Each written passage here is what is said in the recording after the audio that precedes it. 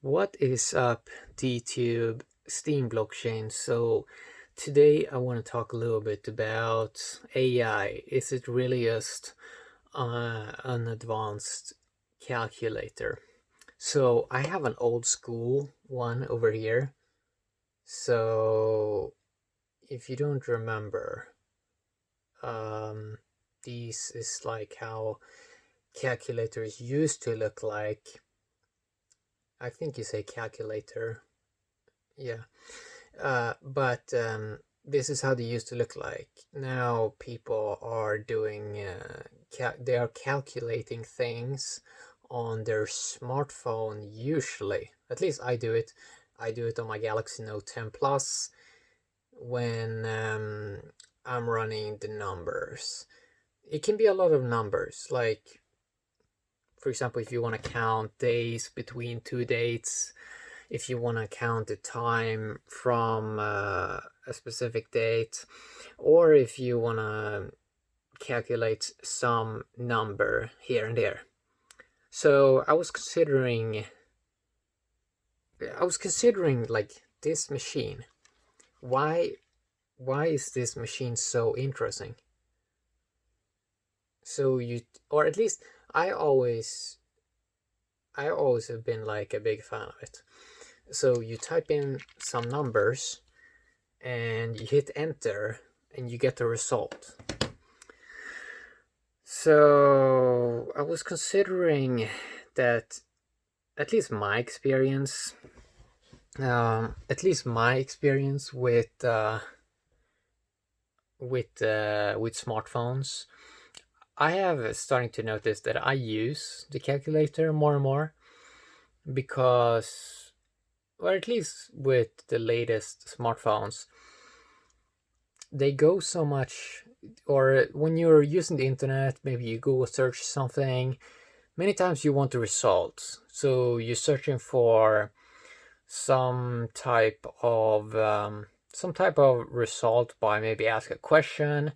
So you're not doing the numbers that much maybe in Google, but you're typing a question and you're getting a result. And just because smartphones are starting to increase more in computing power, it means I've seen how the way I use smartphones has changed a little bit. Just because every year they seem to around 20% be more efficient in many ways, or maybe even 25-30% sometimes. That means for me, how I use the device is I ask more questions, I get more answers in return, and that sort of makes it feel a little bit like I'm using the computing device more to, or I'm using it more. It feels like I'm using it more as a calculator, and I think that's really interesting, right? Because from my experience, like the big thing you started to notice when you ask questions faster and you get replies faster. So you ask a question, you get an answer. And then when you use the traditional calculator also that I use in my Samsung phone, the stock app, and you're using that a lot to get the result. You're typing in some numbers, you get the result. It sort of feels like this is how AI, artificial intelligence, is going to be.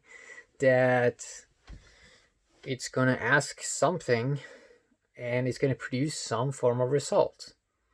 And when you're doing this a lot, especially on these newer smartphones, and you're doing it so much and you're not getting like a slowdown, like you feel that, oh, this device can really take more computations. You started to get this feel, this flow of how artificial intelligence may work, but just in a faster fashion. So what you realize is you're getting results much faster because you can ask questions much faster and you can do a lot of tasks at the same time. You can multitask. For example, on my phone right now, a big change this year has been that now I'm using YouTube in a pop-up window. YouTube, the YouTube app. I'm using a third-party app, so I can use YouTube as a pop-up window, and I can watch a movie or watch a video at the same time as I'm looking at other things on my smartphone. So I can multitask more and more. And you and this was like, and you realize that you're starting to use the devices in a different way when you can compute more. But in the past, when you had less computing power, I don't think you saw it in the similar form, that this is really just like an advanced calculator. But now, we sort of in many ways went from this to a super advanced smartphone. And even though we've had smartphones for around 10, 13 years now, we're starting to see what it really is. And I think this is going to be what you realize then, if you consider artificial intelligence. Well, when you can have a device that gets results much faster, you don't need a human involved to ask those questions or input those things, because an artificial intelligence would already be connected to a supercomputer that just do this so much faster. It asks questions, it gets results. It asks questions, it gets results. You don't need then a person that looks at a screen and is doing something. So we enjoy doing these things, okay? Like, we enjoy asking questions or writing stuff in, looking up data. But in many, many ways, I've started to realize it with a lot of apps that eventually is coming, that you're getting the results you desire faster. So in a way, it also makes it so you feel satisfied. You got the results or whatever now it was that you was looking for. And it creates this effect where you, many ways, sit with the device and you wonder, like, what more can it do? I'm not really using its full capability here. And yeah, it's just interesting. It's a little bit, I think, a glimpse into the future. And it's interesting in many ways, I think. So I think artificial intelligence is gonna be like an advanced calculator, and I see that with text generator tools, that many times people think they want to find something super interesting, but many times they just need something quickly generated to play around with data. I realize this in many ways, how I would love to do more like animated videos with customized text, and see how that looks. So it's really, really interesting to play around with data when we get better tools for that, and see what you can sort of create. And the last 10 years, people have sort of been playing around with this on a hobby level. So for example, that you can see how many clicks you get on a video, you have some analytics for it, or analytics for a website, or you can see how many people that like a tweet, you can see how many people that click heart on an Instagram photo. And this is like basic tools for playing around with data, and we can see how people love to play around with data to see what kind of outcome and result that they can create. And we can see how people are taking this to the next level in the crypto space, where people are more starting to look at, I've started to see that I try to find like people that are super in-depth and know what you're talking about, and consume their brain and their knowledge. And and it gives you access to specialized knowledge, and you can see how people are playing around with data in more sophisticated, deeper, nuanced ways. For example, how they're looking at game theory of crypto system, what is ideal game theory, and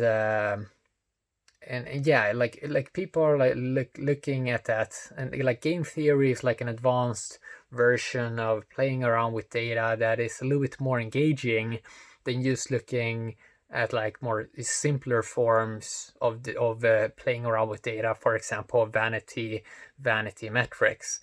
People have had a lot of these metrics for a very long time, so many times they want to find another a bigger challenge, and that's going to be like the interesting thing here with the upcoming decade, to see when we get better artificial intelligence tools, and see how people are interacting with those tools. It's, as I said, I think it's going to be like an advanced calculator, and right now we're still in a very, very basic form of it. For example, I want to be able to do everything with voice.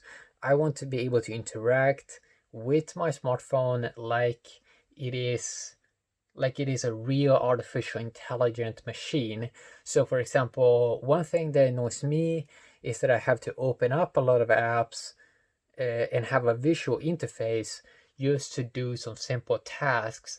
Well, I should just be able to talk to my phone, and it should just be able to get those things done.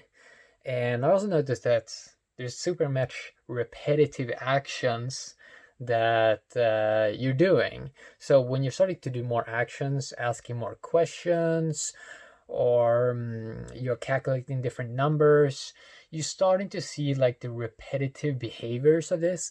And smartphones at the moment, they don't have the tools to the intelligence to observe what you're doing now, and like to automate everything.